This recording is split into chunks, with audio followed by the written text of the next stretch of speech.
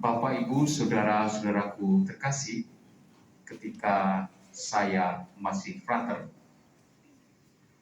saya tuh paling senang kalau pulang, dapat cuti. Sebetulnya apa sih yang membuat saya gembira ketika cuti? Ternyata ketika dipikir-pikir lagi, saya kalau pulang itu rasanya hati adem, tenang. Karena apa? Di situ saya bertumbuh, di situ saya makan, bahkan mungkin kata orang makanan tidak enak, di situ jadi enak. Belum lagi ada mama papa saya yang kalau dipiara, maaf kalau dipiara itu, makan tiap hari sepotong tahu, sepotong tempe. Kalau ada teman yang tidak suka tahu, syukur pada Allah. Karena itu berarti jatahnya diberikan. Maka kalau dipiara, lihat-lihat.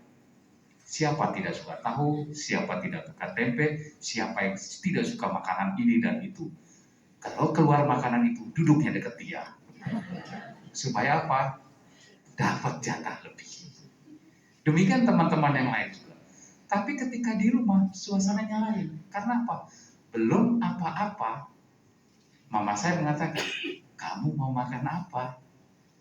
Dipiara, mana ada? Kamu mau makan apa? Mah, makan ini saja. Ah, kurang itu. Kamu makan apa lagi? Lalu sambil makan, cerita dengan mama.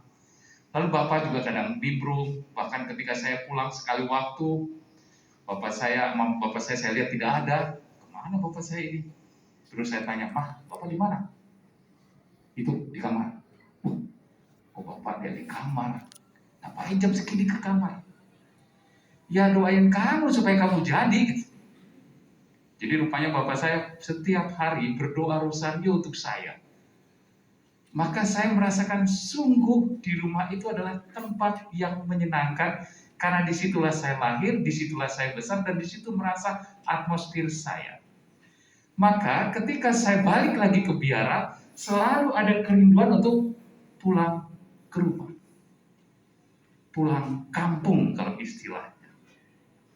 Yang memang menjadi lain ketika papa mama saya sudah meninggal, dan keduanya memang sudah meninggal. Pulang menjadi hambar. Ada adik saya, tapi berbeda sama sekali. Suasananya sudah berubah.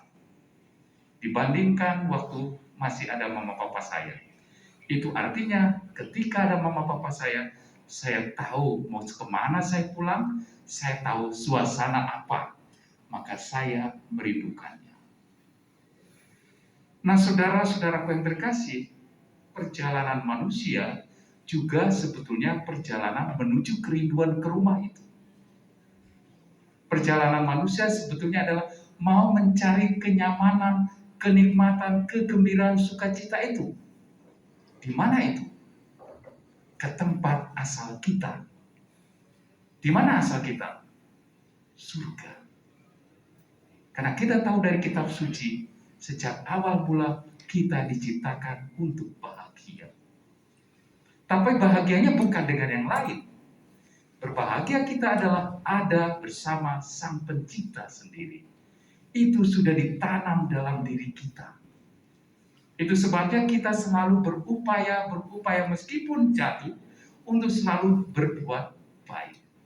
Untuk bisa sampai ke rumah kebahagiaan itu yang kita rindukan, yang sudah Tuhan tanamkan dalam hidup kita. Ingat dalam perjanjian lama dikatakan Allah menghembuskan napasnya kepada manusia, itu artinya di dalam diri kita ada Allah yang akan selalu membimbing kita untuk sampai kepada rumahnya. Nah, persoalannya adalah kadang ketika hidup di dunia ini, jalannya begitu banyak. Jalan yang ditawarkan itu jumlahnya tidak hanya satu. Ada berbagai macam jalan yang ditawarkan. Mungkin jalan itu ada yang cepat, mungkin ada yang lambat, mungkin juga ada yang nggak pernah nyampe. Maka kita sebagai orang Kristiani sungguh percaya harus memilih satu jalan. Dan itulah yang dikatakan oleh Yesus, akulah jalannya. Jalan yang mana? Jalan yang akan membawa kebenaran. Dan kebenaran ini akan membawa kepada hidup. Maka dalam bacaan 1 tadi dikatakan, ketika orang-orang lain bingung tentang apa yang terjadi dengan kematian, tidak demikian kiranya dengan orang-orang pengikut Kristus. Karena apa? Karena seorang pengikut Kristus harus yakin dan tahu persis tempat dan tujuan akhir dari hidupnya. Yaitu kemana? Ke rumah Bapa. Ke tempat di mana yang Yesus sendiri siapkan. Tadi dalam bacaan ini dikatakan, aku akan pergi. Untuk apa? Menyiapkan tempat bagimu. Dan ketika tempat itu sudah selesai, aku akan kembali ke bumi untuk membawa kamu. Karena apa? Satu saja keinginanku, supaya di mana aku berada, di situ pun engkau berada. Ada kegembiraan, ada sukacita. Oleh karena itu, saudara-saudaraku yang terkasih, dalam iman, kita percaya juga bahwa Bapak Gregorius Bambang Pitoyo tidak jalan kemana-mana. Tidak pergi ke kanan, tidak pergi ke kiri, atau pergi keliling kemana-mana. Tidak. Dalam iman kita percaya, sebagaimana saya kenal Pak Bambang Pitoyo, selama beliau masih berinteraksi dengan saya, berkomunikasi, dia tahu persis siapa yang akan membimbingnya. Dia tahu benar siapa penyelamatnya. Dia sungguh yakin. Dan karena keyakinan itulah, maka ia percaya juga bahwa tujuan hidup akhir adalah Kristus sendiri. Dan kita semua percaya betul beliau akan sampai ke tempat itu. Amin. Beliau akan menikmati kebahagiaan lepas dari seluruh penderitaannya, lepas dari segala kesulitannya, lepas dari segala kekhawatirannya. Kita yang masih hidup hanya diminta satu, menghantar beliau, melepaskan beliau dengan tulus, membiarkan beliau pergi ke rumah Bapa untuk menikmati kehidupan yang lebih penuh sukacita. Karena itu, apa yang bisa kita lakukan? Kita semua diminta untuk meneladan apa yang telah beliau lakukan selama hidup di dunia ini. Bagi saya sendiri ketika berdiskusi, ada satu hal yang luar biasa dari bapak-bapak ini, merangkul setiap orang. Ini yang bagi saya luar biasa ketika saya datang pertama kali ke MBK, mau masa pandemi, hubungan hak asasi manusia kayak gimana, Pak Bambang memberi saya, Romo, mari kita omong bersama, diskusi. Dan saya menangkap betul apa yang mau dia katakan, merangkul setiap orang. Bukan pekerjaan mudah. Karena untuk merangkul berarti saya harus menghilangkan diri saya sendiri.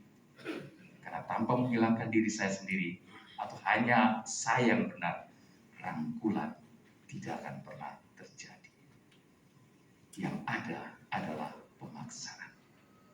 Tetapi Pak Bambang telah menunjukkan kepada saya, rangkul setiap orang. Dan itu akan menjadi kekuatan bagi gereja.